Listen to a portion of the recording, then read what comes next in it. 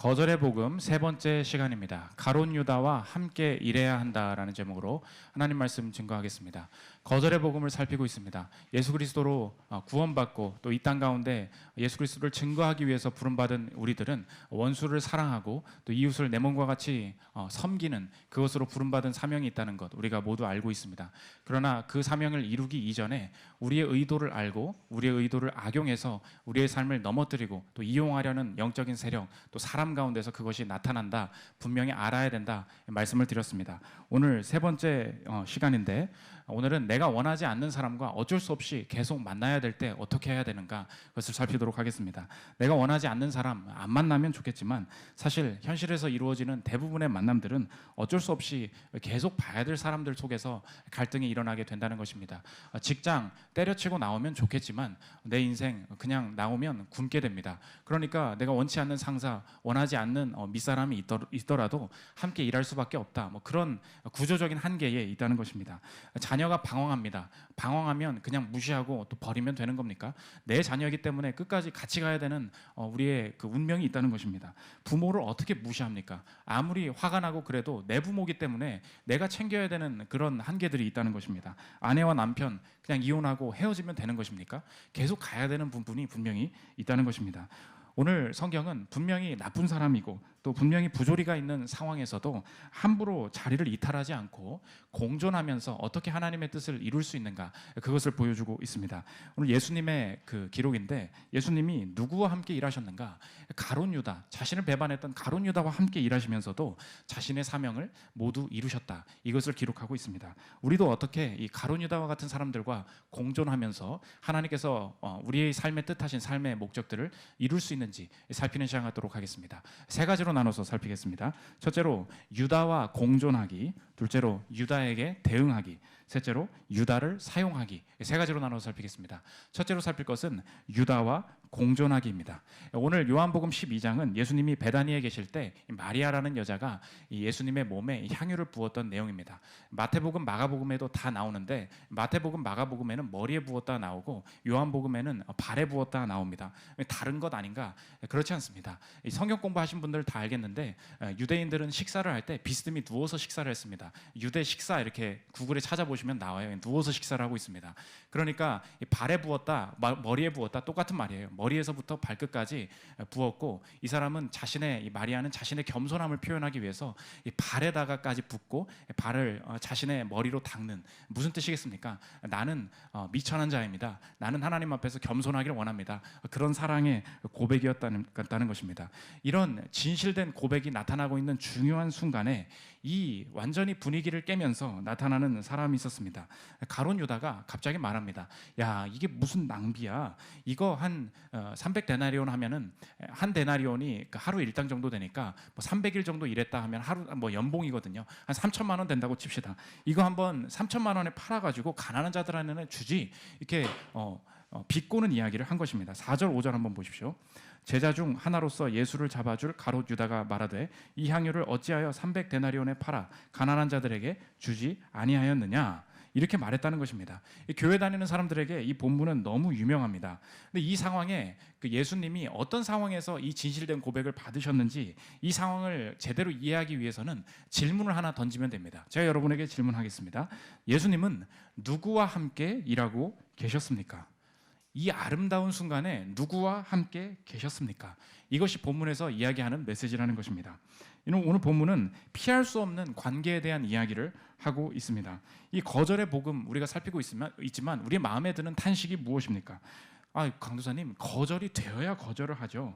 강도사님은 김현수 전도사님 훌륭한 인격을 가진 동역자와 함께 일하고 계시니까 그걸 잘 모르는 것 같은데요. 강도사님 복 받은 줄 아십시오. 김현수 전도사님 너무 좋은 분이에요. 이렇게 말을 하는 분들이 있어요. 그래서 자기가 한 주에서 살아가는 직장은 거기 김현수 전도사님이 없다는 것입니다. 교회 오면 좋은데 강도사님은 좋으시죠. 내 직원, 내 함께 동역하는 사람들은 너무 어렵다는 것입니다. 그런데 이거를 피할 수 없어요. 그러니까 이 시대의 문화의 목소리가 내 삶을 불행하다고 느껴지게 만드는 이 속임수가 무엇이냐? 너의 삶은 이 거절하지 못하는 어쩔 수 없이 함께 일하는 어쩔 수 없이 가정에 함께 있는 이 사람 때문에 불행해질 거야. 망칠 거야 이렇게 말을 한다는 것입니다. 그러니까 우리 내면에 어떤 생각이 자꾸 들게 만드냐면 우리 직장에서 많이 느끼지 않습니까? 내가 돈만 있었으면 이 회사 진작에 때려쳤을 텐데 내가 정말 여유만 됐으면 내가 사업을 했지 지금 이 직장에 계속 다닐 필요가 없을 텐데 그러니까 있어서는 안 될 곳에 어쩔 수 없이 있기 때문에 내 모든 불행이 펼쳐지고 있는 것이다 이렇게 많이 생각을 한다는 것입니다. 그러니까 사업하는 사람 부러워하고요, 뭐 직장을 안 다녀도 되는 사람 부러워하고 뭐 학력이 있는 사람 부러워하고 그런 것들이 다 있습니다. 그렇기 때문에 우리의 인생이 불행해진다 이렇게 말을 한다는 거예요. 그런데 오늘 성경은 내 인생을 다르게 바라보게 만들고 있습니다. 오늘 본문 보십시오. 예수님은 능력이 있으신 분이었어요. 가룟 유다를 거절하실 수도 있었고 모든 장애물을 다 제거하고 십자가를 향한 이 질주할 수 있는 디자인을 다 하실 수 있는 분이었습니다. 그러나 예수님은 가룟 유다뿐만이 아니라 이 부족한 제자들까지 다 데리고 원치 않고 마음에 안 드는 부분들이 다 있었는데 이것을 데리고도 막힘없이 십자가의 임무를 다 완수하셨다는 것입니다. 그러니까 만약 그렇다면 예수님이 가룟 유다를 데리고 일하셨다면 우리의 인생을 성경적으로 해석할 때는 다르게 해석해야 된다는 것입니다. 내가 이 직장을 지금까지 다닐 수밖에 없어서 어쩔 수 없이 이 사람과 만난다라고 생각을 했습니다. 그런데 오늘 성경은 우리에게 새로운 구원을 주고 있습니다. 어떻게 생각해야 됩니까? 돈이 없어서 이 사람 밑에서 일하는 게 아니에요. 이 직원을 자를 수 없어서 어쩔 수 없이 데리고 있는 것이 아닙니다. 성경의 말씀은 무엇입니까? 공존의 과정, 이 사람과의 공존의 과정이 주님께 있다. 이걸 보여주고 있습니다. 이 사람과 공존하는 이유가 주님께 있다. 이 사람과 공존하는 의미가 주님께 있다. 이것이 오늘 하나님께서 우리에게 주시는 구원이라는 것입니다. 그러므로 오늘 여러분께서 하나님이 주시는 구원을 받아들이십시오. 마음으로 아멘 하십시오. 내가 그리스도 안에 있다면 내 삶의 공존을 모두 다시 해석해야 돼요. 지금 내가 이 공존 속에 나를 해야 하는 것 같은 뭐 부모님의 압박이라든지 자녀가 나를 압박한다든지 이 상사나 부하 직원의 압박 속에서 이 상황을 탓하면서 어리석게 결정하는, 어리석게 내 삶을 한탄하는 우를 범하지 않겠다. 오늘 다짐해야 됩니다. 왜냐? 이 공존하신 예수님, 가룟 유다와 공존하고 계셨던 이 예수님을 의지하여서 나도 이 공존 속에 주님을 의지하고 이 속에 의미를 찾겠다. 이 신뢰가 오늘 본문 속에 우리의 삶에도 소망을 준다는 것입니다. 그래서 이 공존을 허용하시는 게 하나님이라면 더불어서 이 하나님은 내게 이 가룟 유다와 공존하는 내 상황 속에서 오히려 내 안의 죄를 드러내신다는 것입니다. 보십시오. 공존의 주권이 하나님께 있다면 우리가 한 주간의 그 삶을 살아갈 때 다른 사람들을 볼 때 보이는 약점이나 나쁜 부분을 이유로 삼아서 그 사람이 나쁜 행동을 했기 때문에 내 분노, 나의 이 반응을 내 마음대로 정당화시켰던 내 모습이 얼마나 많이 있었습니까? 한번 예를 들어보면 저 사람이 저 정도로 나오니까 나는 욕을 할 수밖에 없는 거야. 그렇지 않아? 욕을 할 수밖에 없는 거 아니야? 이렇게 정당화시킵니다. 저런 부모한테 내가 친절할 수는 없는 거야. 내가 더 이상 용돈을 줄 수는 없는 거야. 그게 되겠냐고 정당화시킵니다. 합리화시킵니다. 다 누구 생각입니까? 주권이 내게 있어요. 공존에 대한 이유의 판단을 내가 합니다. 그러니까 내가 마음대로 이 공존을 좌지우지하다 보니까 더욱더 관계가 파괴되고 내 삶이 무너지게 된다는 것입니다. 우리가 쉽게 말하죠. 나는 저 사람 속을 다 안다고. 그래서 내가 미리 이렇게 얘기하는 거라고. 그래서 내가 저 사람이랑 친하게 안 지내는 거라고. 예수님이 가룟 유다가 배신하실 줄 알았습니까? 몰랐습니까? 본문은 일부러 그걸 드러내주고 있어요. 요한복음 6장 70절 보면 예수님이 가룟 유다가 그럴 거 이미 알고도 이렇게 행동하셨다는 거예요. 6장 70절 보십시오. 예수께서 대답하시되 내가 너희 12를 택하지 아니하였느냐? 그러나 너희 중에 한 사람은 마귀니라 하시니 이 말씀은 가룟 시몬의 아들 유다를 가리키심이라. 그는 12 중에 하나로 예수를 팔자러라. 예수님이 아셨어요? 몰랐어요? 알고 있었어요. 그러므로 저와 여러분, 저 사람 내면의 악과 저 사람 안에 그 꿍꿍이가 다 보인다고 해서 함부로 지적하고 함부로 말하는 거 아닙니다. 우리가 얘기하죠. 막 가식적으로 행동을 해요. 그러면 너 속으로 다른 생각하는 거 다 알아. 가식적으로 살지 마. 예수님이 지금 그러셨습니까? 그거 가난한 자들에게 도와주지. 그 향유를 다 부었어. 그 사실 오늘 본문에 보면 뭐라 그래요? 그는 도둑이라. 이거 가지고 자기가 탐하려고 했던 거 예수님이 알고 계셨습니다. 그런데 너 속에서 무슨 생각하는지 다 알고 있다고 이렇게 말씀하셨습니까? 그거 아니었다는 거예요. 정죄하고 박차고 나가고 그 사람을 거절하는 것이 아니라 지혜로운 해결책을 찾는 것, 그것이 이 시대에 너무 필요한 부르심이라는 것입니다. 이 스탠 리라는 분이 계십니다. 더 마블맨이라고 불리는 할아버지 이제 계신데 마블의 온갖 히어로를 창조한 이 캐릭터 메이커죠. 이분이 기회를 잡게 된 이야기가 이제 더 마블맨이라는 책에 나오는데 당시가 이제 1930년대였습니다. 30년대에 제일 잘 나가는 만화 회사가 어디냐? DC 코믹스라고 슈퍼맨이 처음 나온 곳입니다. 그러니까 슈퍼맨 때문에 너무 히트를 친 거예요. 그러니까 모든 경쟁사들이 야, 제2의 슈퍼맨을 만들어야 된다. 우리도 만화로 이제 잘 나가야 된다. DC 코믹스 잡아야 된다. 다 이런 때였죠.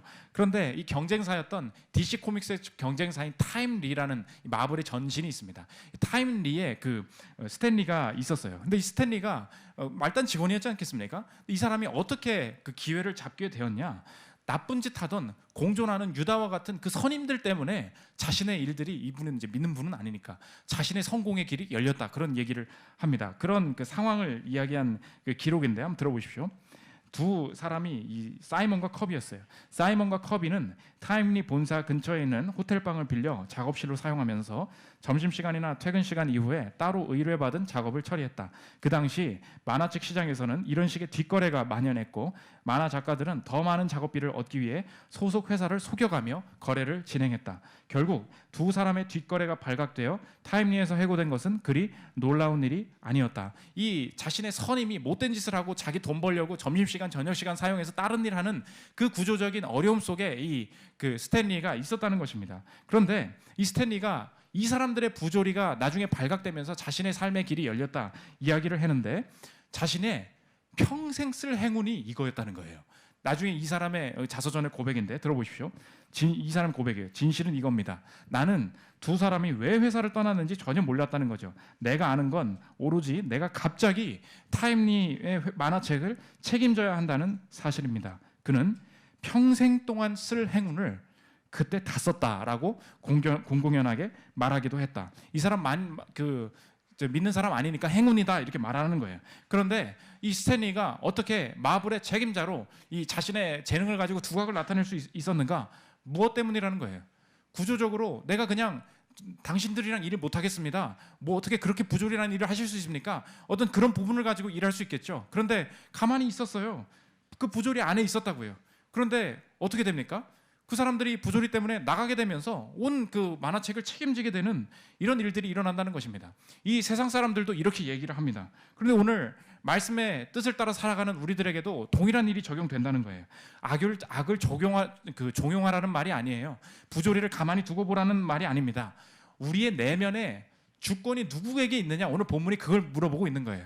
예수님은 가룟 유다와 공존하셨다는 거예요. 그렇다면 지금 이 공존의 상황도 주님이 허락하셨고 이 안에 내가 해야 될 바른 반응을 주님이 원하고 계시다. 이것이 주님께서 주시는 새로운 구원이라는 것입니다. 두 번째 살펴볼 것은 유다에게 대응하기입니다. 그러면 이 가룟 유다와 같은 사람과 우리의 삶을 공존하면서 어떻게 유다에게 대응할 것인가? 성경은 두 가지 대응을 우리에게 보여주고 있습니다. 비교를 통해 살필 텐데 첫째로는 단절이냐 지속이냐, 이것이 중요한 얘기고, 둘째로는 통제냐 대응이냐, 이 두 가지가 매우 중요하다는 것입니다. 첫째로 단절이냐 지속이냐, 이것을 꼭 분별해야 된다는 거예요. 오늘 가룟 유다가 계속 이상하게 말하니까 예수님이 너 잠깐 밖으로 나와봐. 너 그렇게 말할 수 있어? 이렇게 얘기하지 않으시고 지금 향유를 부었는데 난 네 마음 다 알거든 사실, 이렇게 얘기도 안 하시고 그냥 한번 놔둬라, 그냥 이렇게 말하고 넘어가십니다. 7절 8절 보십시오. 예수께서 이르시되 그를 가만두어 나의 장래할 날을 위하여 그것을 간직하게 하라. 가난한 자들은 항상 너희와 함께 있거니와 나는 항상 있지 아니하리라 하시니라. 지금 유다와 당장 단절하실 수 있었어요. 그런데 단절하지 않으시고 지속하시는 방식을 택하셨다는 것입니다. 많은 분들이 이렇게 다른 꿍꿍이를 가지고 있는 사람과 공존해야 된다, 지속해야 된다, 이런 말들을 들으면 이제 많은 분들이 그 질문을 합니다. 아니 강도사님, 그러면 내가 회사를 다니고 있는데 부당한 행동을 하는 사람, 내가 보기에도 너무 이상한 사람들이 있습니다. 그러면 부조리고 부당한 행동인데 지적하지 말라는 말인가요? 가만히 있으라는 말인가요? 그것은 하나님 앞에서 회피이고 직무유기 아닙니까? 그러면 뭐 이제 들이받아야 되는 것입니까? 가만히 있어야 되니까 이 어떻게 하라는 겁니까? 이런 질문이 많이 든다는 것입니다. 어떻게 해야 됩니까? 오늘 왜 예수님이 가룟 유다를 가만히 두신 것입니까? 이 단절이냐 지속이냐 이 문제인데, 부분에 대응하면서 하나님이 지속을 통해 주시는 승리, 이것을 놓치게 만드는 것, 이것이 마귀의 속임수라는 것입니다. 우리가 지금 거절의 복음이잖아요. 뭘 거절해야 되느냐? 부분에만 집중하게 만드는 것, 그 흐름을 거절해야 된다는 것입니다. 하나님은 우리의 인생 전체, 내 회사에 입사하기 시작했을 때부터 내가 퇴사할 때까지 하나님은 계획이 있으십니다. 내가 가정 신혼생활을 시작할 때부터 내 인생의 마지막까지 전체의 계획을 가지고 가신다고요. 그런데 하나님이 주시는 계획을 어떻게 내가 못 이루게 이 마귀나 이 세상의 세력들이 내 마음을 이렇게 집중하게 만드느냐? 부분에 집중하게 만든다는 거예요. 이거 짚고 넘어가지 않으면 미래도 없을 거야. 그래서 그래, 이거 부조리지, 나쁜 일이지, 한마디 해야지 했어요. 그런데 기억하십시오. 그렇게 했는데 하나님께서 분명히 지속 가운데 하실 일이 있다는 걸 내가 알아요.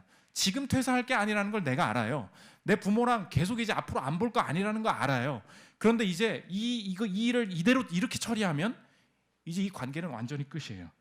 더 이상의 승리는 없어요. 지속은 없어요. 그렇게 반응하게 만드는 것은 다 마귀로부터 온 거라는 것입니다. 여러분 기억하십시오. 부조리를 그냥 지켜보고 있으라는 것이 아닙니다. 부분에 너무 집중하는 것, 이거 거절해야 돼요. 부분을 처리하려다가 하나님이 주신 지속적인 계획, 계속 가야 되는 계획을 놓치게 만드는 것, 하나님의 뜻이 아니라는 것입니다. 그래서 단절이냐 지속이냐, 이것을 꼭 봐야 된다는 것입니다. 회사에서 그래서 나쁜 것만 보면 언제나 이 한판 하시려는 분들이 있어요.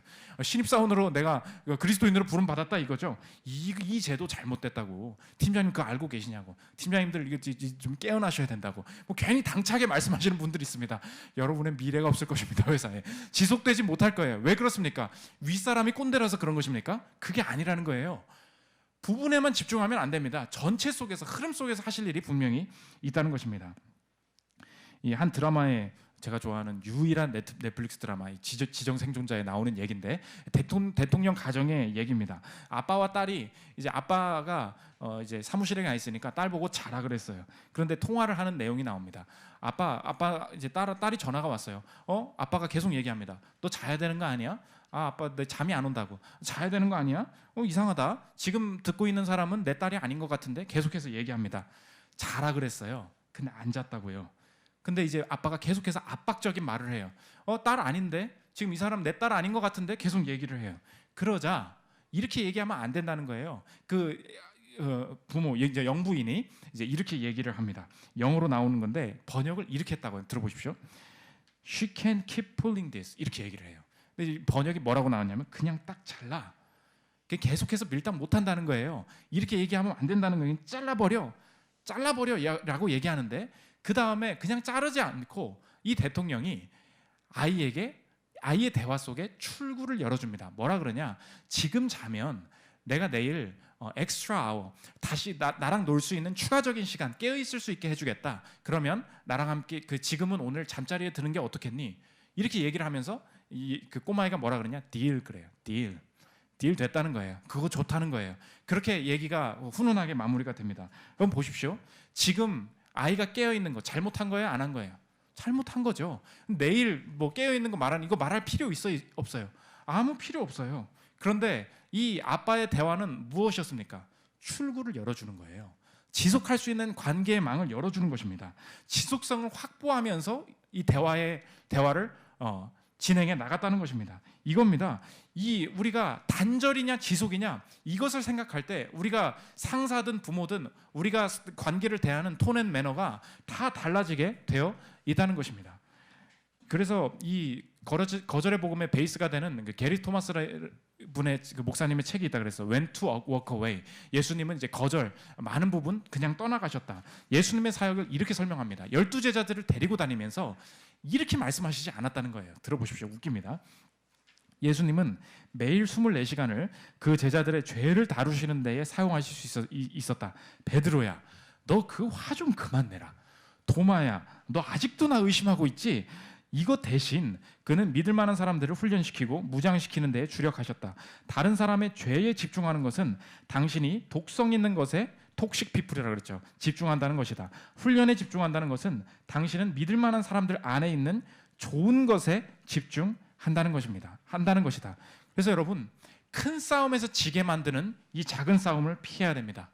무엇을 거절해야 돼요? 여러분 자꾸 일주일간에 자꾸 신경 쓰이는 게 생길 거예요. 저거 한마디 하고 싶고, 이거 한번 고치고 넘어가고 싶고, 자녀한테 이거 한번 뿌리 뽑아주고 싶고, 뿌리가 잘 안 뽑혀요. 그럼 어떻게 합니까? 인생 다 포기하고 뿌리 뽑을 때까지 해야 되는 것입니까? 그렇지 않아요. 큰 싸움을 보고 우리가 분별해야 된다는 것입니다. 교회 목사님도 마찬가지죠. 교회에서 이제 몇 주간 사람들이 안 나옵니다. 그럼 리더나 교육자분들이 신방을 하지 않습니까? 근데 우리가 이렇게 얘기하잖아요. 안녕하세요, 오지웅 형제님, 왜 안 나오셨어요? 이렇게 물어보지 않아요. 처음에 어떻게 하는지 아십니까? 갑자기 회사 출근 잘했나? 그리고 기프티콘 하나 딱 보내요. 왜 그런지 아십니까? 커피 먹으라고? 그게 아니에요. 화해 제스처라고요. 당신이, 여러분 아시죠? 교회 한번 안 나오면 교육자한테 먼저 연락하기 되게 껄끄러워요. 그렇지 않습니까? 그럼 단절되었다고요. 단절된 걸 어떻게 풉니까? 왜 안 나왔는지 이유를 한번 묻고 시작하자고. 관계를 그거를 해결하고 시작하자고. 왜 늦잠을 잔 거냐고, 누굴 만나러 간 거냐, 여행을 한 거냐고 확실히 하자고.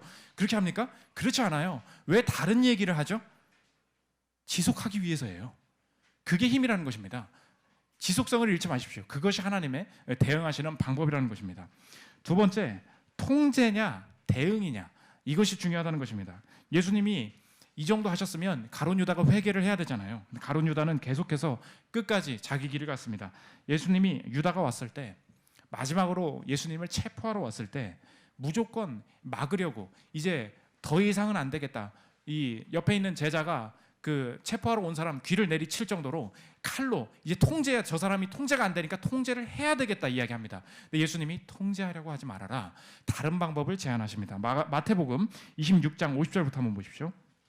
예수께서 이르시되, 친구여, 유다한테 지금 친구라고 하신 거예요. 친구여, 내가 무엇을 하려고 왔는지 행하라 하신대, 이에 그들이 나와 예수께 손을 대어 잡는지라. 예수와 함께 있던 자 중에 하나가 손을 펴 칼을 빼어 대제사장의 종을 쳐 그 귀를 떨어뜨리니, 이에 예수께서 이르시되, 내 칼을 도로 칼집에 꽂으라. 칼을 가지는 자는 다 칼로 망하느니라. 이 다음에 얘기가 나오면 내가 12군단 되는 천사를 불러서 여기 쓸어버릴 수 없는 줄 아니? 나 그거 다 할 수 있는 존재야 라고 하는 얘기가 추가로 나와요. 무슨 얘기입니까? 통제를 말씀하고 계십니다. 예수님은 통제하실 수 있었어요. 그래서 베드로도 옆에서 칼로 통제하려고 했습니다. 그런데 예수님 뭐라고 하셔요? 하지마. 나쁜 일을 통제해야만 내 삶이 열리는 게 아니야 라는 그리스도인들의 새로운 세계관을 보여주고 있습니다. 우리가 뭐라고 주변에서 보통 이야기합니까? 하나님의 세계는 너 때문에가 없는 세계라는 거예요. 우리가 지금 일주일 동안 무엇을 한탄했습니까? 유다 때문에 나 망했다는 거예요. 유다 때문에 내가 지금 체포됐다는 거예요. 우리가 지금 그 두려움에 사로잡혀 있지 않습니까? 저 부하 직원 때문에 내 성과 망쳤다는 거예요. 너 때문에라는 세계관에 다 있지 않습니까? 근데 오늘 성경은 지금 살짝 지나가는데, 예수님은 어떤 세계관을, 하나님 나라를 사는 삶은 뭐가 없냐? 너 때문에가 없다는 거예요. 그런 일은 일어나지 않는다는 거예요. 가룟 유다 때문에 예수님이 죽었네, 이거 아니라는 거예요.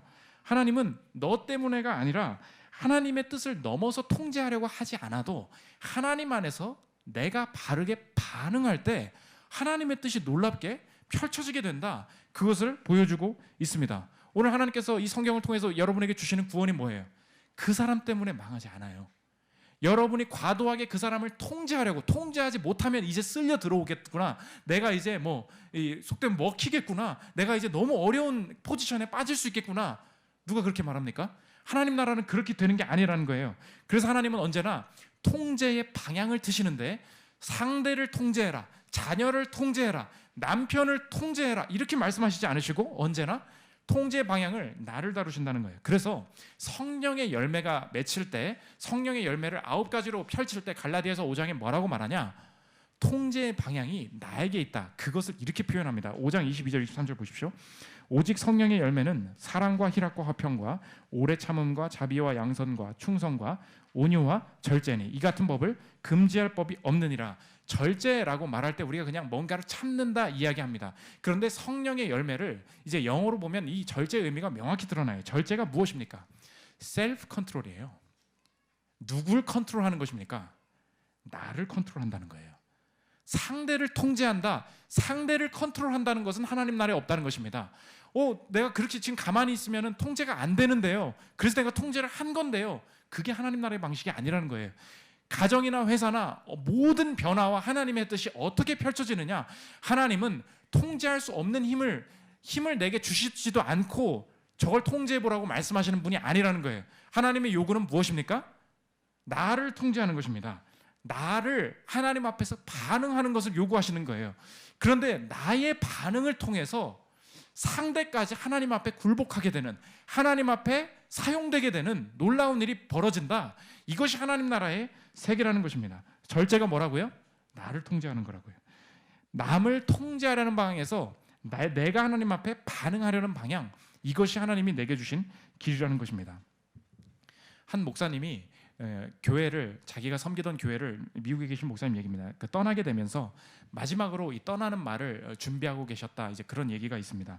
근데 마지막에 이제 가니까 너무나 자기 안에도 상처가 많은 거예요. 그래서 교인들에게, 또 집사님들에게 느꼈던 어떤 서운함이나 좌절이나 이 교회가 잘 되려면 어떻게 해야 되냐, 지도자들의 어떤 무능함이라든지 이런 것들을 다 한번 이야기하고 가려고, 이 통제 안 되는 사람들을 한번 좀 마지막으로 좀 말 한번 하고 가야겠다, 이렇게 한 거예요. 근데 이제 떠나기 한 주 전에 교회 장로님이랑 식사를 했다는 것입니다.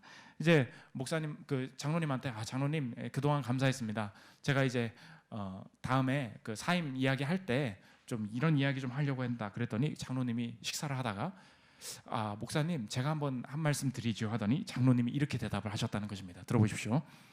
목사님, 제가 강력하게 부탁하는데 주일에는 좋은 말씀만 하시는 게 좋을 것 같습니다. 축복할 건 축복하시고 감사할 건 모두에게 감사하세요. 격려할 건 격려하시고요. 거기까지만 하세요. 저는 이렇게 늙도록 그렇게 올바른 길만 택한 걸 후회해 본 적이 없답니다. 이렇게 조언을 드렸다는 거예요. 거기까지만 하세요. 이렇게 했다는 거예요. 네, 그래서 정말 이 목사님은 어떻게 했을까요? 자신을 정말 실망시켰던 교인들 앞에서 글 다 써놨대요. 근데 이 써놓은 글을 다시 찢고 이 마지막 이야기를 할 때 그동안 감사했습니다. 자신이 잘못한 것들을 시인하고 자신의 부족한 점들을 쭉 용서를 구하는 이야기를 하고, 이 교회를 정말로 축복한다 하고서 떠났습니다. 그런데 이 사임하고 끝이잖아요. 내가 다 손해보고 그냥 막 꾹꾹 참고 가는 줄 알았어요. 통제하려고 하지 않고 내가 반응하면 된다 그랬죠. 근데 사임을 한 지 2년이 안 돼서 그 교회가 연말 행사 때 이 목사님을 다시 부른 거예요. 연말 초청 강사로, 설교자로. 여러분 보십시오. 나는 그냥 꾹꾹 참고 내가 손해를 보고 간다 그랬어요. 근데 갔는 줄 알았어요. 하나님 앞에서 내가 바른 반응을 했습니다. 그랬더니 하나님이 무엇을 이루십니까?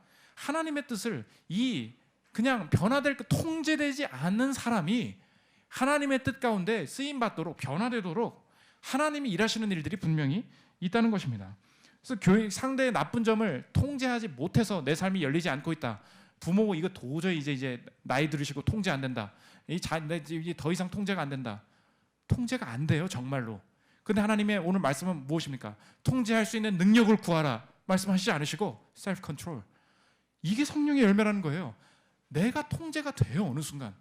여러분, 그래서 한번 묻겠습니다. 주변에 회사에서, 가정에서 반대 입장을 가진 사람, 내 말대로 하지 않은 사람에 대해서 내가 신앙생활을 한 지 2년이 되고 3년이 되고 지나가는데, 지날수록 내 안에 셀프 컨트롤이 늘어나고 계십니까?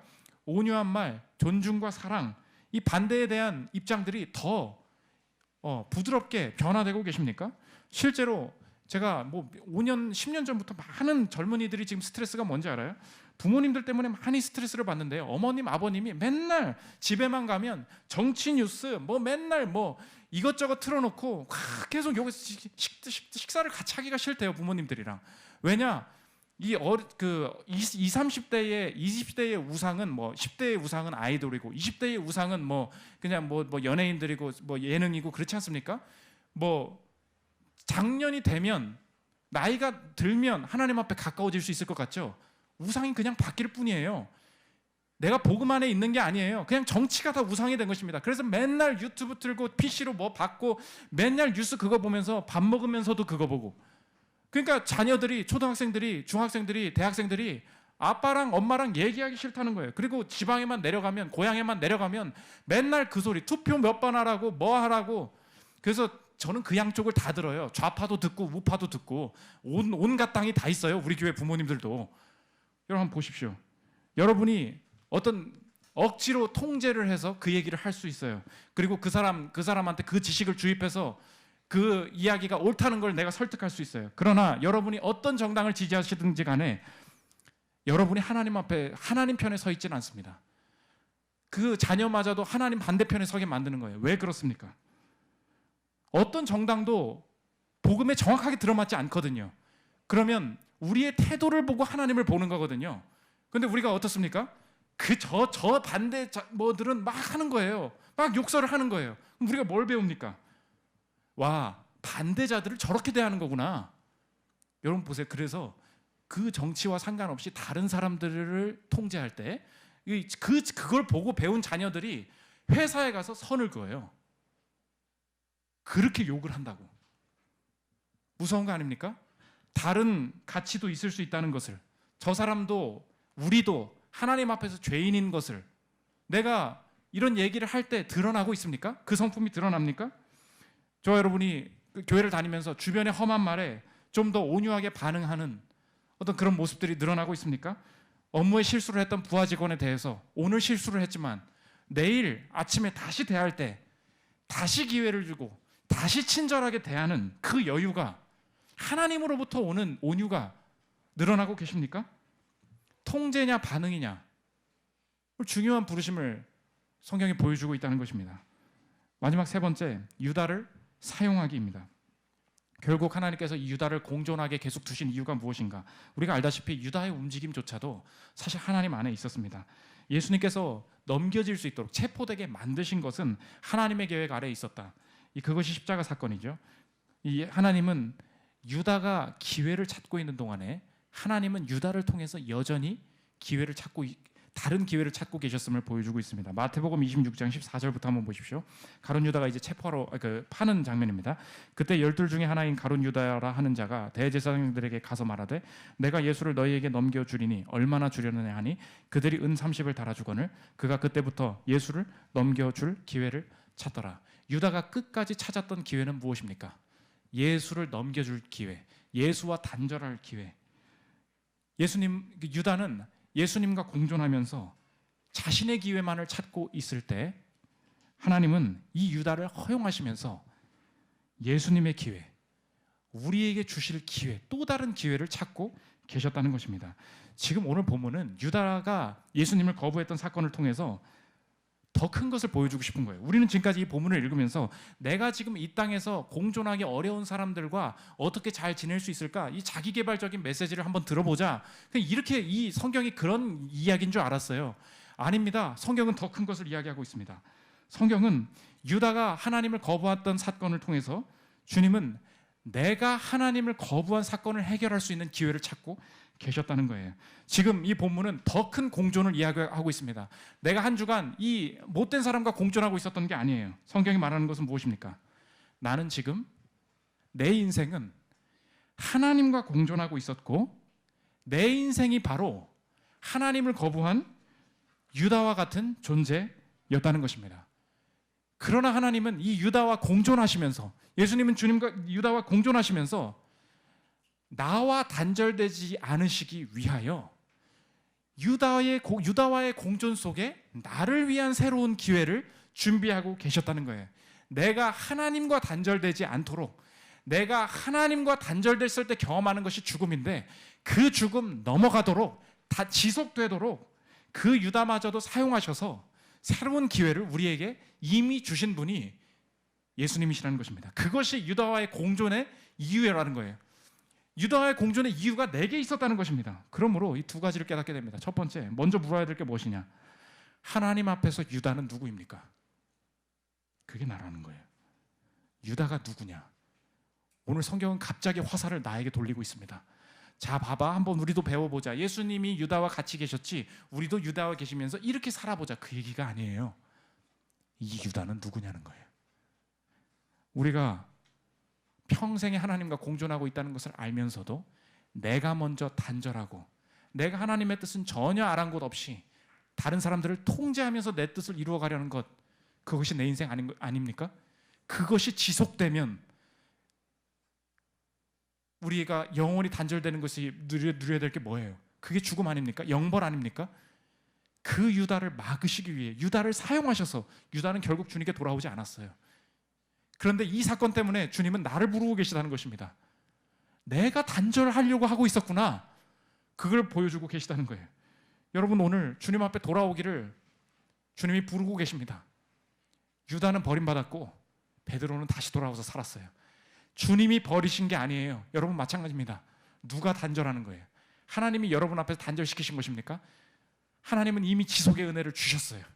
아멘이십니까?